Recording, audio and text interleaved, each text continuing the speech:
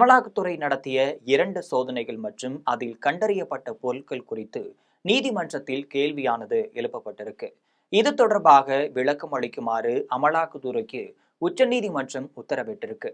இந்த வழக்கை விசாரித்த போது தலைமை நீதிபதி பி.ஆர். கவாய் தலைமையிலான அமர்வு, இங்கு கூட்டாட்சி என்பது என்னானது, மாநில அரசின் விசாரணை உரிமைகள் நீங்கள் படிக்கவில்லையா, உங்களுக்கு சந்தேகம் வரும்போதெல்லாம் மாநில அரசு குற்றத்தை விசாரிக்கவில்லையா என்று நினைத்து கொண்டு நீங்கள் நேரடியாக விசாரிக்க முடியுமா என்று பல்வேறு கேள்விகளையும் எழுப்பியிருக்கு. விசாரணை தொடர்ந்த நிலையில் தலைமை நீதிபதி கூடுதலாக எந்த ஒரு கருத்தையும் சொல்லாமலே இருந்திருக்காரு. அவர் கடந்த 6 வருடங்கள்ல அமலாக்கத்துறை தொடர்பான பல வழக்குகளை நான் பார்த்திருக்கிறேன். இப்போது நான் எதையும் சொல்ல விரும்பவில்லை. நான் ஏதாவது சொன்னால் அது பெரிய செய்தியாக்கப்படும் என்றும் குறிப்பிட்டிருக்காரு.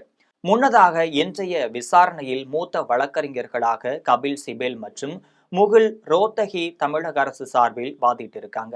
முறைகேடுகள் குறித்து ஏற்கனவே தமிழ்நாடு காவல்துறை வழக்குகளையும் பதிவு செய்துள்ளதாகவும், அரசு நிறுவனமான டாஸ்மார்க்கில் மீது எப்படி சோதனை நடத்தி கணினிகளை பறிமுதல் செய்ய முடியும் என்று கேள்விகளையும் எழுப்பியிருக்கு.